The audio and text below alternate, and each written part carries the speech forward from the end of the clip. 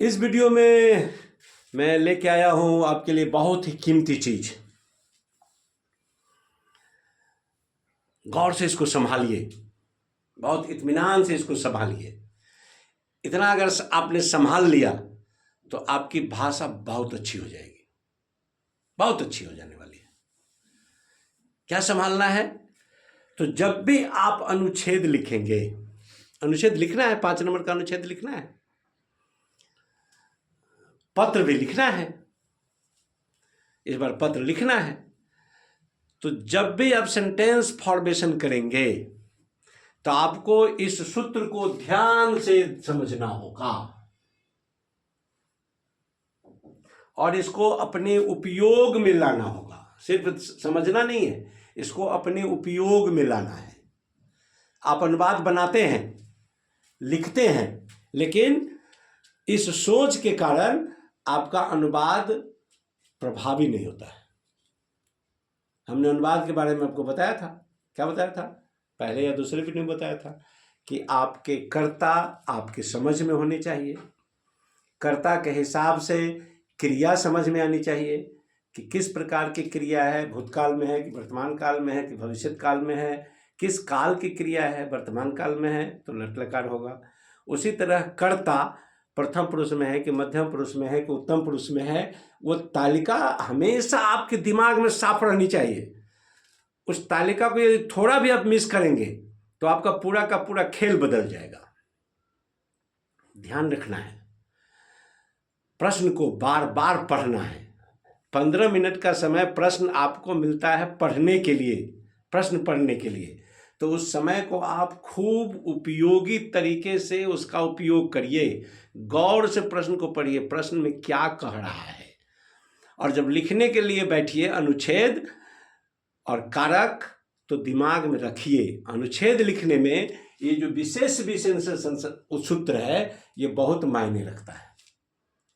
वर्गों में मैं बताता हूँ, जहाँ तहाँ भी जब बच्चों से बातचीत होती है तब भी बताता हूँ कि यह एक शब्द है विशेष्य और यह शब्द है विशेषण। इसका अर्थ होता है, ये विशेष्य का मतलब है वह शब्द जिसकी विशेषता बताई जाती है। विशेष का अर्थ होता है वह शब्द जिसकी विशेषता बताई जाती है, वह विशेष होता है। जैसे यह विद्यालय, जैसे इस विद्यालय में, तो इसमें देखिए ये जो है यह संज्ञा है, ये विशेष्य है और इसका यह विशेषण है। कैसा विशेषण है? तो इसका विशेषण है सार्वनामिक विशेषण है। इसको हम सार्वनामिक विशेषण कहते हैं। ये सार्वनामिक विशेषण है। विशेषण 4 प्रकार के होते हैं। सार्वनामिक विशेषण, संख्यावाची विशेषण, देखिए गौर से देखिए, इसको ध्यान में रखना होगा। संख्यावाची, गुणवाची, गुणवाची और परिमाणवाची। परिमाणवाची, ये 4 प्रकार के विशेषण होते हैं। तो यह एक विशेषण है और इस विशेषण का अर्थ होता है यह सार्वनामिक विशेषण है। यह किसकी विशेषता बता रहा है? तो विद्यालय की विशेषता बता रहा है। ध्यान से देखिए, विद्यालय की विशेषता बता रहा है। अब यह विद्यालय जो है, इस विद्यालय में कारक है अधिकरण। गौर से देखिए, विद्यालय में कारक है अधिकरण। तो यह जो इस है, यह इस भी अधिकरण में जाएगा। ये इस भी अधिकरण में जाएगा। ध्यान से सोचिए इसको। इस विद्यालय, इस भी अधिकरण कारक में जाएगा। और इस, यह शब्द का परिवर्तित रूप है, यह का परिवर्तित रूप है, परिवर्तित रूप है यह इस।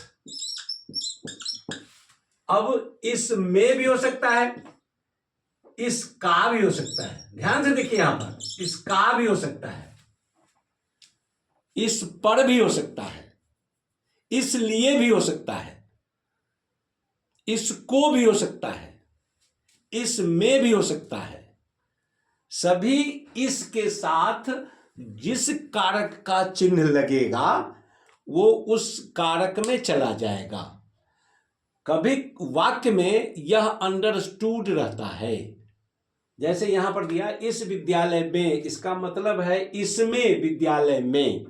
हिंदी में कारक का चिन्ह यहां पर अंडरस्टूड है, संस्कृत में इसको दिखाना पड़ता है।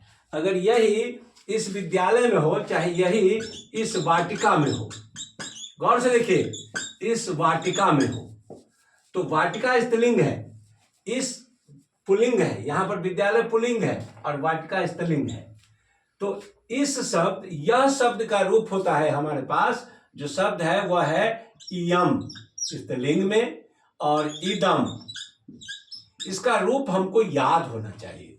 अगर यह रूप याद नहीं है, अयम, इयम, अयम और इयम और इदम शब्द का रूप आपको याद नहीं है तो आपको परेशानी होगी। इदम को छोड़िए, अयम याद रखिए, इयम याद रखिए, और उसके बाद है पुल्लिंग में, वह में, अगर वह है तो वह के साथ सह याद रखिए और सा याद रखिए। स्त्रीलिंग और पुल्लिंग दोनों आपको याद रखना है।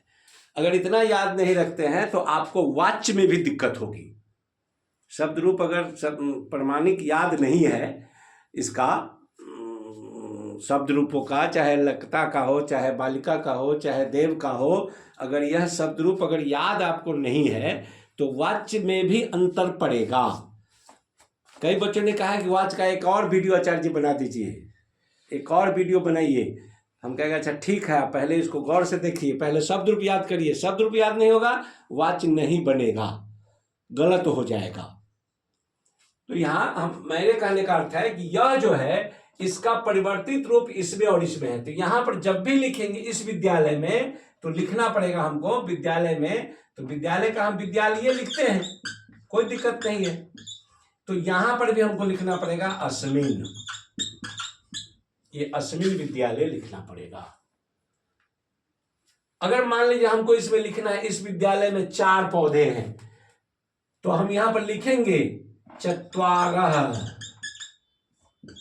तब लिखेंगे पौधे तो यहां पर लिखेंगे वृक्षाः, और वृक्षा लिखेंगे तो यहां पर अस्ति नहीं लिखना है, ये ध्यान में रखना है, संति लिखना है हमको। चूंकि यहां पर चत्वारा है और वृक्षा है, तो यहां पर भी देखिए ये वृक्षा है, कितने वृक्ष है तो 4 है, तो ये संख्यावाची विशेषण हो गया।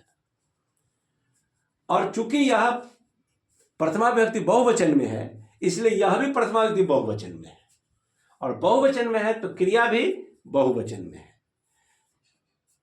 अब इस विद्यालय में 4 वृक्ष हैं, इस पर 2 फूल हैं, तो संख्या का जो परिवर्तित रूप है 1 2 3 4 से लेकर के जो 50 100 तक की संख्या है, यह संख्या आपको याद होनी चाहिए।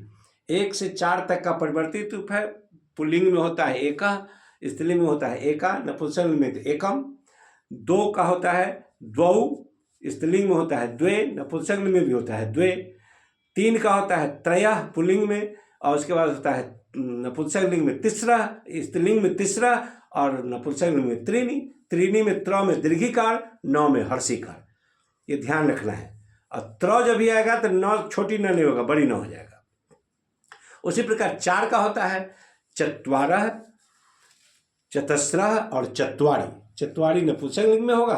तो ये जो विशेष विशेषण सूत्र है, इसको आपको गौर से देखना पड़ेगा। इस पर हम एक और वीडियो बनाएंगे, और इस वीडियो के माध्यम से आपको बताएंगे कि अनुच्छेद लेखन में, पत्र लेखन में इसका कितना अच्छा उपयोग होगा। 5 नंबर का जो आपका अनुवाद है उसमें इसका कितना अच्छा उपयोग हम करेंगे, पत्र लेखन में कितना बढ़िया उपयोग करेंगे, चित्र व्याख्या में कितना बढ़िया उपयोग करेंगे, और अनुच्छेद लेखन में कितना बढ़िया। मानिए ये सिर्फ इस सूत्र से हम 20 नंबर को कंट्रोल कर सकते हैं। 5 नंबर अनुवाद, 5 नंबर पत्र, 5 नंबर चित्र व्याख्या और 5 नंबर का अनुच्छेद, ये 20 नंबर हमको इस सूत्र से कंट्रोल हो जाएगा, अच्छा कंट्रोलिंग हो जाएगा।